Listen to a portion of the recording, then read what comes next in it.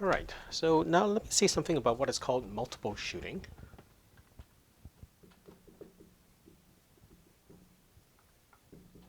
Okay, and the basic idea behind multiple shooting is that instead of just having an interval from A to B, where you guess at some initial position, well, you know the initial value, but you don't know the velocity. So say you get an initial velocity.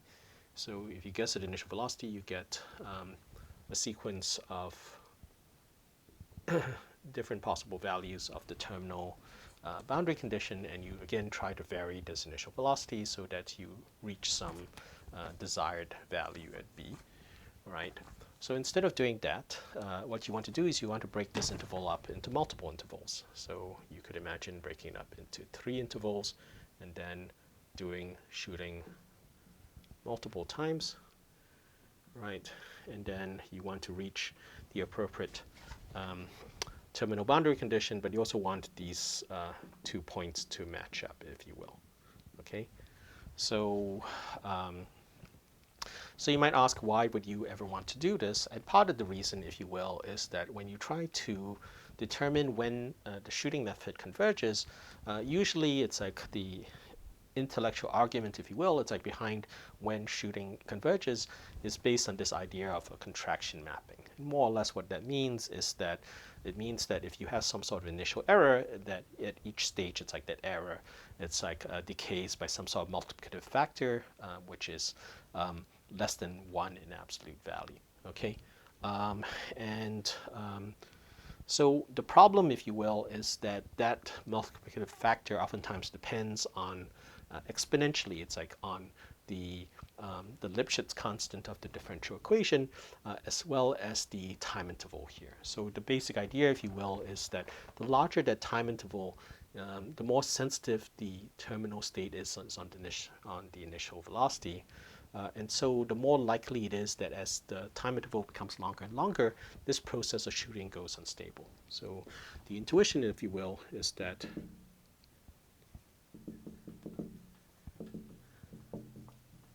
sort of shooting becomes less stable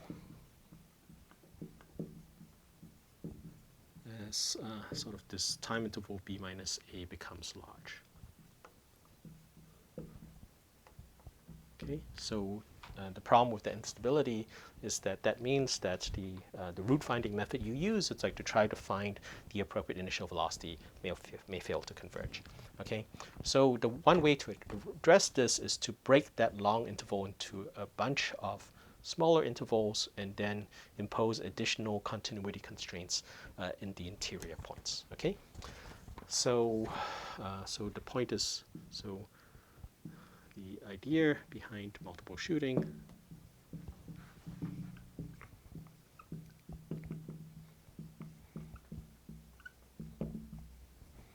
is to break the interval AB, right, into smaller subintervals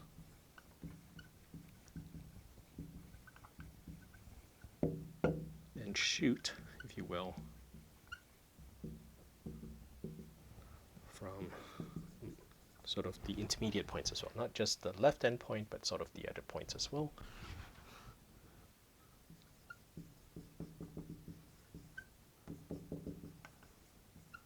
And you, in addition to satisfying the terminal boundary condition, you also need to match up the pieces, right? And sort of introduce sort of continuity constraints.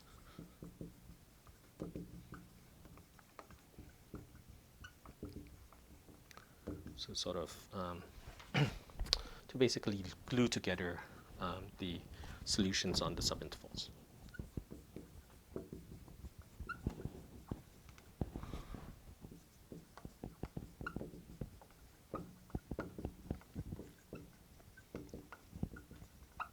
Okay, so that's sort of the high-level picture behind that.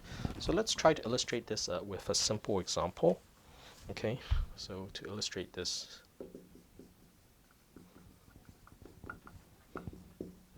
we'll just consider the simplest possible example, which is to take this interval and then break it up into two subintervals.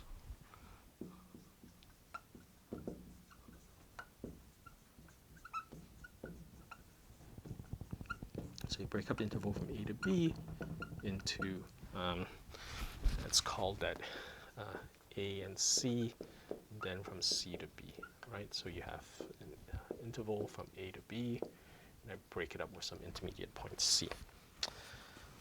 Okay, so the original problem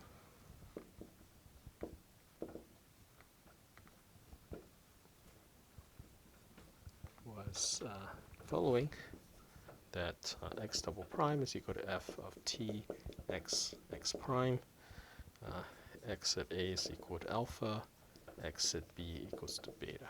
Okay, and what I would like to do then is I want to break it up into two subintervals.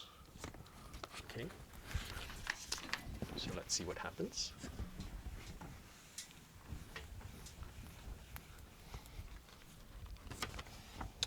So I want to solve two initial value problems. Okay, and what I'm going to do is to sort of shoot from actually both the left and right. Okay, and then the matching condition is that these two match in the middle somewhere. Okay, so so I want to solve sort of two initial value problems.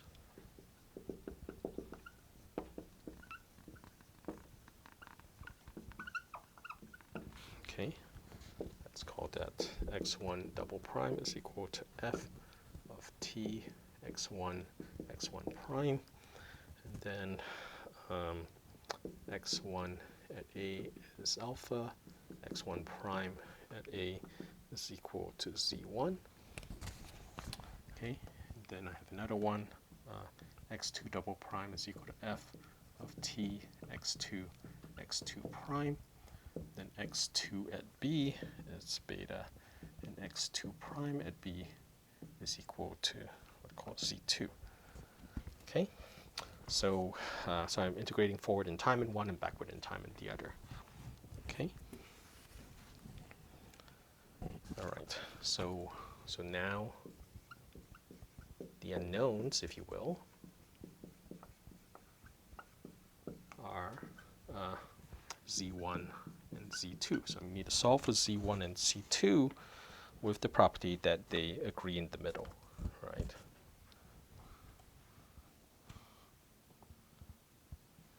And the equations to be satisfied are that you have continuity, so you have x1 at C is equal to x2 at C, but that's not enough because you have to match the velocities as well. Okay, so x1 prime at C is equal to x2 prime at C. Okay, and now you sort of are in the right setting, right? Because you have two equations and two unknowns, so that's basically what you need to have. Okay.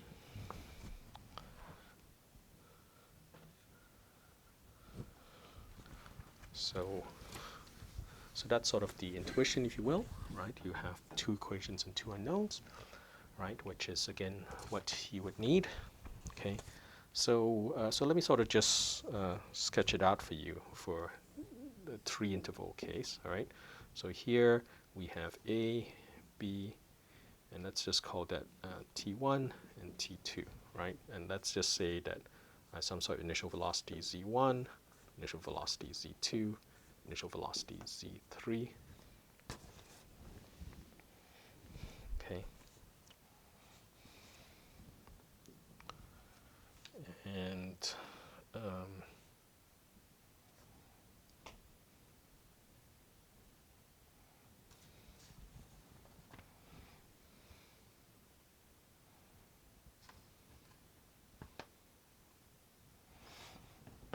and you also have unknown values here as well. Let's call that x2 and x3. Okay. So you have 5 unknowns, 1, 2, 3, 4, 5, right? This is as position and velocity unknowns, position and velocity unknowns, right? And then the Continuity equations are that the positions and velocities match. That's two equations, 4, and then there's a final terminal condition 5, right? So there are 5 unknowns right here, right, which consist of initial velocity at A, and then that's 1, and then their initial position and velocity at T1 and T2, right? That's another 4, so there are 5 unknowns, and then the 5 equations, right? 5 equations are sort of position and velocity continuity at T1 and T2, right? So that's 2 times 2, that's 4. And then there's the terminal boundary condition, and then sort of terminal position at B, right? So so hopefully you'll see it's like what happens, right? As you add more and more intervals, it's like you keep adding sort of 2 more unknowns, right?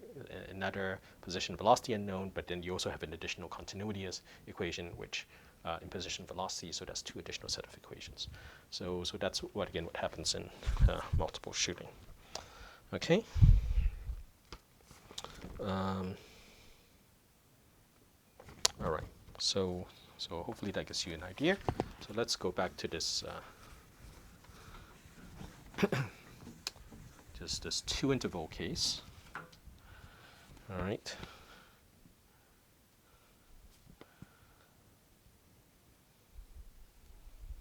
So you can write this, the bottom line is that you can write this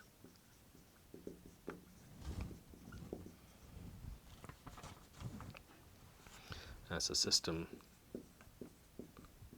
of first order equations.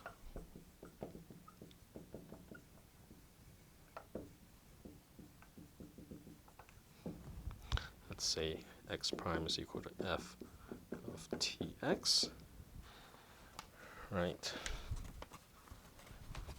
And then with boundary conditions, let's just call them g of x at A and x at B. Okay. All right. And then sometimes there's a Jacobian, and then in order to solve this, right, so this is a differential equation, this is the constraint, right, and then usually you want to have a Jacobian with a Jacobian. Let's call it J, Ij, which is dfi dxj. Okay, all right, so that's sort of the general form, okay, which we're going to look at. So let me try to show you an example of what those fg's and j's will look like in a specific example. Okay, so let's say we have this, x double prime is equal to tx plus cosine x prime. You have x3 plus x prime 5 is equal to 7, so this is sort of a more general boundary condition. And then x prime 3 squared x5 is equal to 10. So the question is, what are f, g, and j in this problem? Okay, so what you do is you let x1 is equal to x, right, and you let x2 is equal to x prime. Okay, so I can write down this differential equation in this following way. So I get x1 prime is equal to x2, and then x2 prime is equal to t x1 plus cosine x2. Okay, and I'll write down these conditions as x1 3 plus x2 5 is equal to 7, and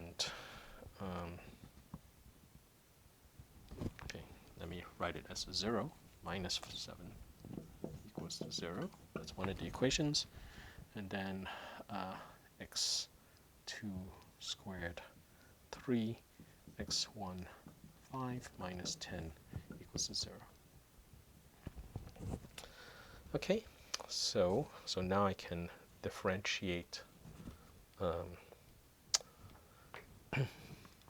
this equation, right, with respect to x1 and x2. So let me just write this here, right? So j is equal to dfi dxj, right? So j is equal to, so I differentiate this right-hand side, right? This is f1. Okay, with respect to x1, that's 0. With respect to x2, that's 1. I can differentiate this with respect to x1, I get t. Right, I differentiate this with respect to x2, I get minus sine x2. Okay, so that's what j is. Okay, so anyway, so yeah, so the bottom line, if you will, is that many methods, sort of built-in routines for solving boundary value problems, right, will entail, it's like having you write down the differential equation, it's like in this kind of vector notation, as well as the boundary condition in this way. And then you may have to supply it this Jacobian.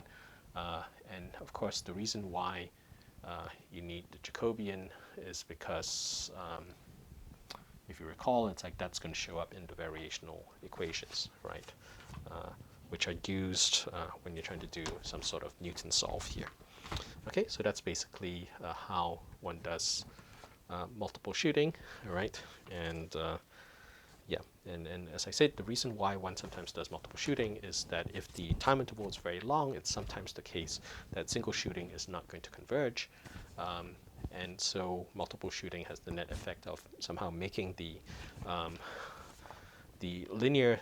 nonlinear equation you're trying to solve, it's like for basically the satisfaction of the boundary conditions, you make it somehow less sensitive, and as a consequence, you're much more likely to get you're much more likely to have the root finding method converge with that by taking smaller time intervals. Okay, so let me just stop here for now.